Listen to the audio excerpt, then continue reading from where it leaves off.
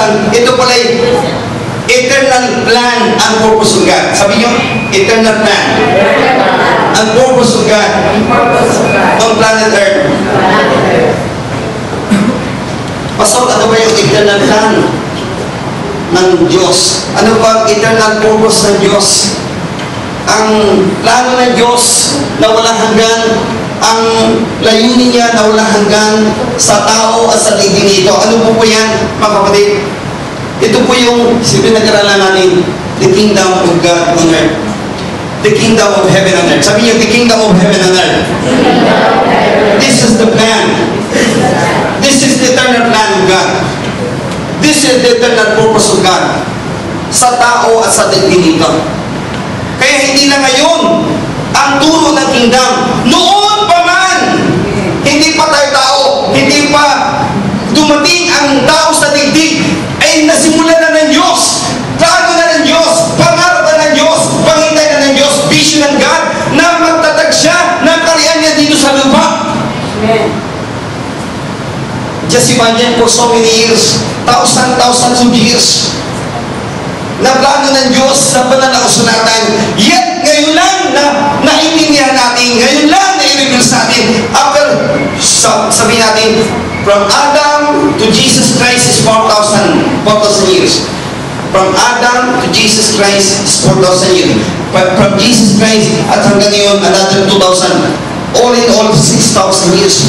Hanggang lang na ating naintindihan yung original plan, original purpose ng God sa buhay natin, na sinasabi niya, gusto niyang magtatag ng kingdom of heaven on earth. Amen? Alam na natin na kingdom yung sa langit. Hello? Alam natin yan. Amen? Walang problema doon. Naniwala po lahat ng mga anak ng Diyos na mayroong kingdom of God in heaven. Mayroong kingdom of heaven in heaven. Sabi niyo, kingdom of heaven in heaven. Kingdom of God in heaven. Yun po alam natin. Walang problema doon. Amen? Lahat po ay alam yan na ang Diyos may kingdom of God sa heaven, mayroong kingdom of heaven sa heaven. Pero ang hindi natin alam na mayroon palang kingdom of heaven on earth. Hindi natin alam na may plano pala ang Diyos na magkaroon siya ng kingdom of God on earth. Sabi niyo, kingdom of God on earth. Kingdom of heaven on earth. Tama po ba yung mga kapatid? Yung alam natin dati na kingdom yung sa heaven. Yung kingdom of God sa heaven. Hindi natin alam yung kingdom of heaven on earth. Hindi natin alam yung kingdom of God on earth. Amen? Amen?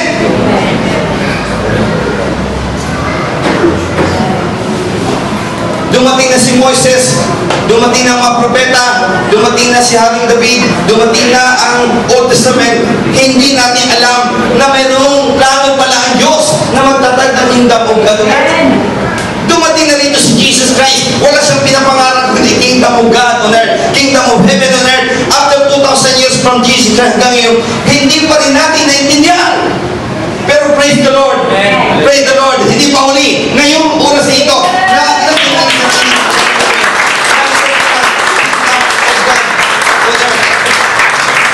meron palang kingdom of heaven on earth. Maganda ba yung pinag-usapan natin? Di ba gusto natin ng heaven makarating sa heaven?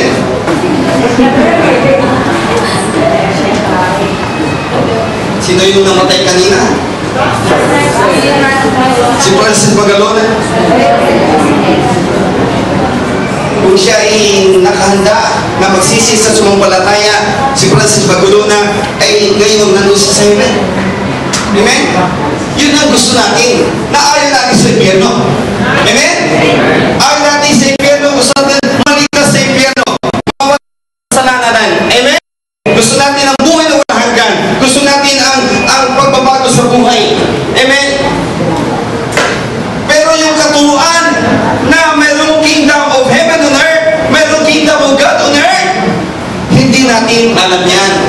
Kaya ngayon, pinapaalam sa inyo. Amen? The Ayun yung nasusulat. Pastor, saan ba nasusulat? Sige nga, Pastor, pakita mo nga sa amin na mula-mula pa ay meron ng kingdom na itinatag ng Diyos. Ang pinag-usapan natin dito yung kingdom of God on earth, kingdom of heaven on earth. Amen? Naniwala tayo doon sa kingdom of God in heaven. Walang problema doon. Amen? Pero pinag-usapan natin, dinitin natin yung kingdom of heaven on earth. Kingdom of God on earth. Basahin nga natin sa Matthew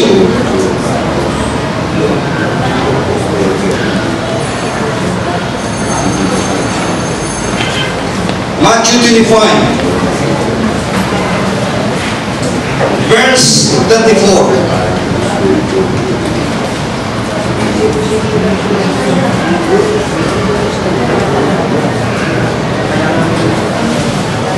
Ang Banal na Espiritu ang siyang magtuturo sa atin. Amen?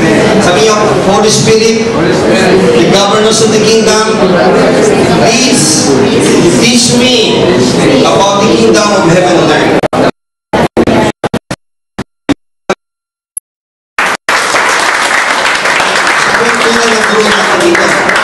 Amen? Siya pong magsasalita sa inyo, magpahayag sa inyo. Ang gagawin kong magbasa lang, mag-aaral lang, pero ang Holy Spirit talaga ang magbigay ng paunawa sa inyo. Amen? Matthew 25, verse 34. Kanina yung unang talata nga sinasabi yung Matthew 24, verse 14.